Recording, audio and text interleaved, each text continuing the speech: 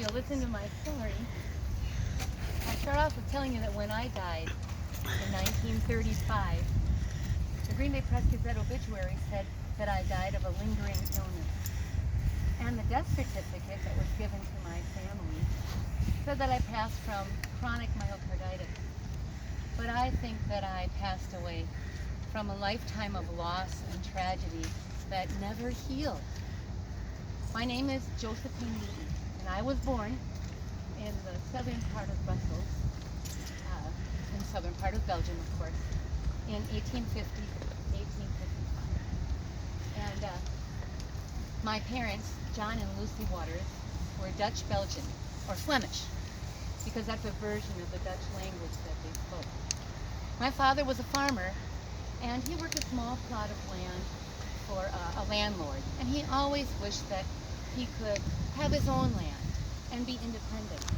And it just so happened that the state of Wisconsin was circulating pamphlets through our country, enticing immigration by offering cheap land.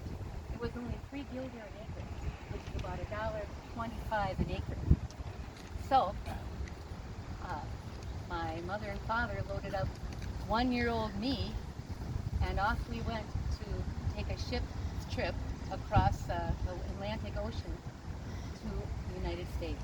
Now, of course, I was too little to remember this, but my mother told me about the horrific stories, the terrible, terrible time on that ship. They were riding in the steerage section, and if you don't know about that, that's the cheapest tickets, but it's also the worst place to ride on a ship for a month. They load you into the bottom of the ship, right? Yes, terrible. They load you down there. You're never allowed to come back up for sunshine or fresh air until you arrive at your destination. And many people were sick. Many people died on those trips. But thank God in heaven, we arrived safely, and my father bought land right in Duck Creek. So he began farming, and he was a merchant gardener. So he would sell his wares to local shops and hotels. And meanwhile, while he was clearing the land and preparing it to plant his crops, my mother was busy birthing 9 babies. And as I was the oldest of all the children, I had the privilege of taking care of many of my siblings, and I loved it. It was such a joy. I loved taking care of babies, and I just couldn't wait until I was old enough to be married and have my own children to love and care for. Now, even though they left their homeland, my mother and father kept many of the celebrations and holidays that they enjoyed back in Belgium. And my favorite, of course, as a little girl, was when Sinterklaas would come. We would write little poems and lists of things that we wanted, and roll them up in our wooden shoes and leave out some sugar and maybe a carrot for Sinterklaas, of course. And then we would receive many gifts. Of course, it was December 5th, which is turned into your own St. Nicholas Day. We also had Henson Kermises. And is anyone here Belgian? Yes, wonderful, wonderful. Well, now they're called kermises, and they're just a wonderful feast with great food and dancing and music. We've shortened the name to Kermis, but you can celebrate those in the Brussels area or Tonnet and many other areas. Well, when I was 20, I met Joseph Rutten, and he was a handsome Dutch man, and he had his own manufacturing company, manufacturing cigars.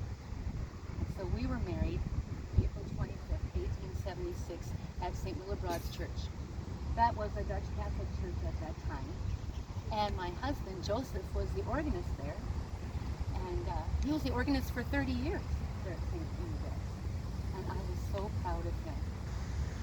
So the following April, after we were married in 1877, we were blessed. God answered my prayers and gave us a healthy, beautiful baby girl. And we named her Lucia. Kept the family record right here. And she was robust and healthy and just a joy. My heart was filled with love. We were elated. We couldn't couldn't wait to have more children. So the following April, we had our little Maria. But Maria was always sickly, and she died soon after birth. I never knew that such grief existed. The following year, 11 months later, we had our first son, John Joseph, and he looked just like his father. Oh, but he was a fussy baby, and I couldn't get him to settle or to go to sleep. He died in my arms at 3 months. I sobbed and prayed to God and asked him, what have I done to deserve this? I looked for answers. Why was he punishing me? I just didn't understand it. I was heartbroken. Then the following year, we had Peter. It was July 3rd, 1880. And the following day, everyone celebrated our nation's birth. But I couldn't celebrate because I was so afraid that Peter would die. I prayed and watched him. I never slept. I watched him sleep, but he did not die. He lived to be healthy and robust and became an adult. And eventually he took over his father's cigar manufacturing company. Yes, he did. Then we had little Johannes. But again, he was sickly, like his sister Maria. And he died soon after he was born. I took comfort in knowing that all my children were baptized before they passed away and they'd be welcomed into Jesus' arms. But I missed them so much. So much. Little Peter and Lucy were a great comfort to me. But I missed my babies so much. The following 19 years, I gave birth to 14 more babies. But only 6 of them survived. Their deaths ranged from stillborn to pneumonia, from cholera infantum to causes we did not know. I didn't think I could face losing another child. I know that other families were losing children and relatives too, but I kept asking myself, why? Why? When you're taking your tour, you'll probably see a tree that was ravaged by these recent storms, and that's what my heart felt like. It was just destroyed.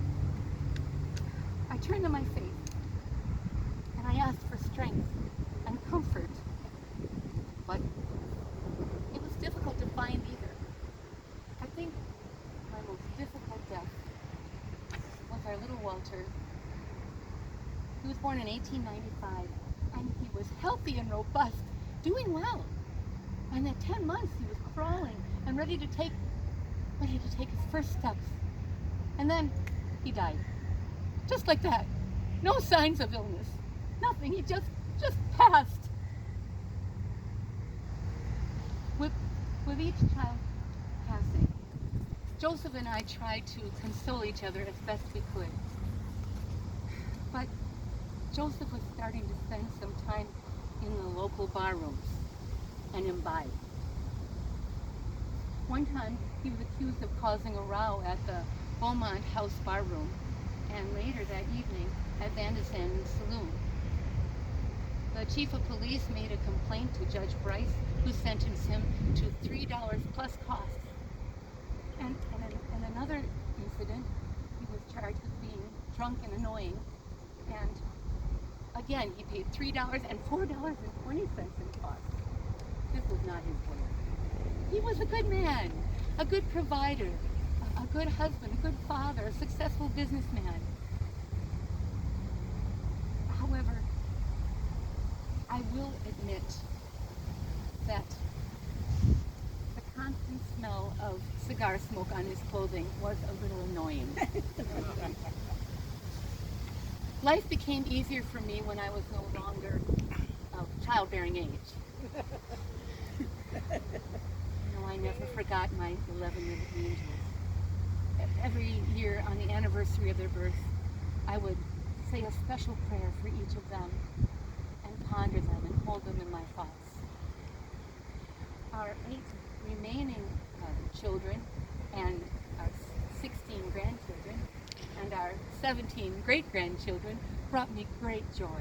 And all of them knew that I always had a welcoming lap waiting for them. Our children stayed in the Green Bay area as we aged, so Joseph and I always had constant care and companionship with all of our children. And Peter did take over the cigar manufacturing company once his father retired in 1903. But Joseph worked with him until 2 years before his passing in 1930. And the good Lord called me home in 1935. I was 79 years old. Oh, think of the joy I experienced when I was welcomed into heaven by all my babies.